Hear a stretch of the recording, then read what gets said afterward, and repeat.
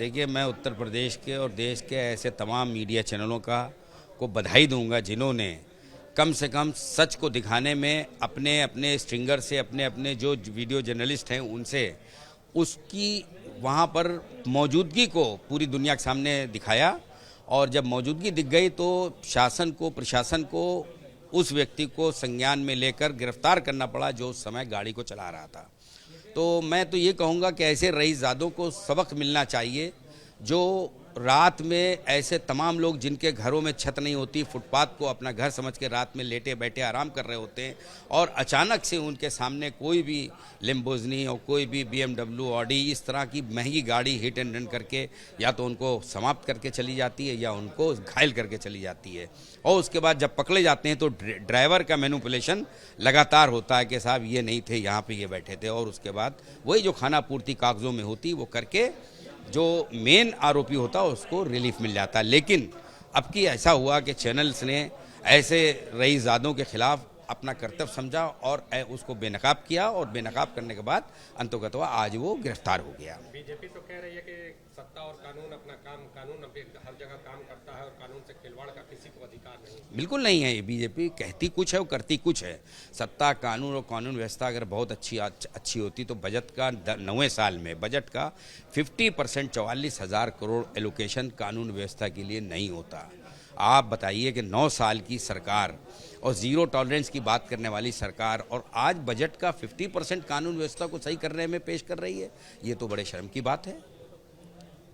उप मुख्यमंत्री ब्रजेश पाठक ने एक बयान दिया है बाबर को लेकर जी। उन्होंने कहा कि वो आक्रांता था और उसको मानने वालों के देश और प्रदेश में जगह नहीं होनी चाहिए, और एक नारा भी उन्होंने जो पुराना याद दिला दिया, तेला और बाबर का नाम मिटा दो। देखिए, बाबर के मानने वाले पूरे हिंदुस्तान क्या पूरी दुनिया में कोई नहीं है। बाबरी मस्जिद बाबर ने बनाई थी, उसका विवाद चला और जिसका पटाक्षेप माननीय उच्चतम न्यायालय के माध्यम से हो गया, वो चैप्टर क्लोज हो गया। उस चैप्टर को लड़ाने में बीजेपी को कहीं ना कहीं फ़ायदा हुआ, उनको मज़ा आ गया, उनको सूट कर गई ये एजेंडा कि उन्होंने 9-10 साल से उत्तर प्रदेश में राज किया और देश के अंदर भी कहीं ना कहीं इसका नैरेटिव बन गया।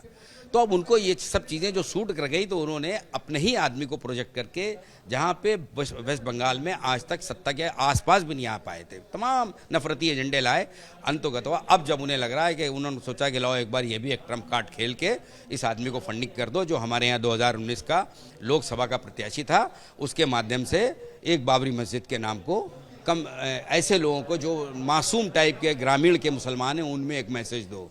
जबकि एक जनरल मुसलमान का इस तरह की विवादित किसी भी चीज़ का कोई भी स्वीकार नहीं है। वो किसी भी तरह से हम लोग इस तरह के कोई, हम लोग बाबर के मानिए, हम लोग सिर्फ इस्लाम के मानने वाले हैं और इस्लाम अल्लाह, हम लोग अल्लाह को मानते हैं, अल्लाह के सिवा किसी को नहीं मानते। तो इसलिए इस तरह के विवादित बयान से हमारा कोई लेना देना नहीं। उत्तर प्रदेश में का मामला उत्तर प्रदेश तक रखें, और ये तो वेस्ट बंगाल में ध्रुवीकरण की और पोलराइज करने की राजनीति करने वाले लोग इस तरह का बयान दे रहे हैं। एमपी के सागर में शिवसेना ने वैलेंटाइन डे मनाने वालों के खिलाफ मोर्चा खोल दिया है और मोहब्बत के दुश्मन, नफरत के सौदागर भारतीय जनता पार्टी की तमाम विंगे, कभी विश्व हिंदू परिषद, कभी बजरंग दल, कभी तमाम उसके आगे, एक तो सनातनी लोग इतने सौहार्दपूर्ण काम करने वाले लोग होते हैं, इन लोगों ने जो अच्छे सनातनी हैं उनको कहीं ना कहीं इन सब बातों से बड़ा असहज कर दिया, क्योंकि नफरती एजेंडे के साथ कोई सनातनी नहीं जाता। मोहब्बत की इबारत लिखने में सनातनी और हिंदुस्तानी और मुसलमान सब एक साथ मिलकर हमारे देश के सौहार्द को, सद्भावना को बढ़ाने का काम करते हैं। ऐसे लोगों के ऊपर इन लोग ने अपनी तमाम अनुसांगिक संगठनों को छोड़ दिया है। कहीं कोई किसी की दाढ़ी, कहीं कोई किसी की टोपी, ये ज़बरदस्ती के काम चुनाव आते ही इन लोग करने लगते हैं। और देखिए होता क्या है, जब आप यहाँ काम करते हैं तो जो हमारे अल्पसंख्यक हिंदू भाई दूसरी जगहों पर रहते हैं तो उसका ये नहीं सोचते हैं कि उसका रिएक्शन दूसरी जगहों पे भी, हर जगह पे हर तरह के लोग होते हैं। ऐसे लोगों को ये सोचना चाहिए कि पूरी दुनिया में कोई कहीं अल्पसंख्यक है, कोई कहीं बहुसंख्यक है, हम लोग एक दूसरे से भाईचारा मिलाकर और एक दूसरे को करीब लाकर अगर हम संदेश देंगे तो पूरी दुनिया में सद्भावना का पैगाम फैलेगा।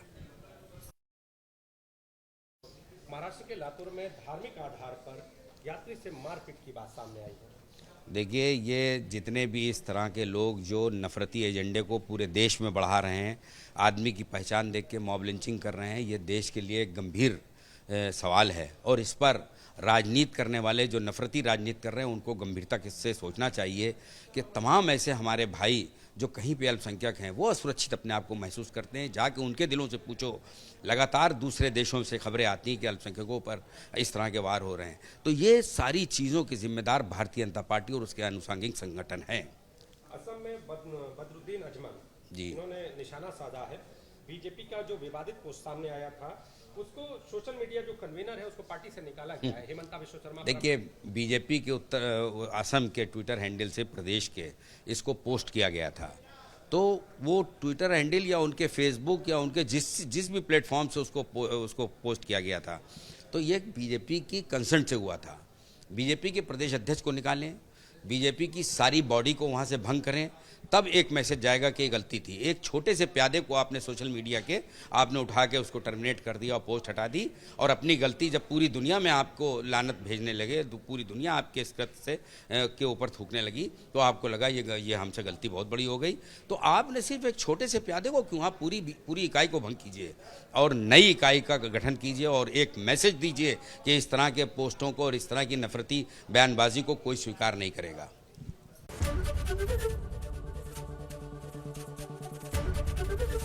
एबीपी गंगा, खबर आपकी, जुबान आपकी।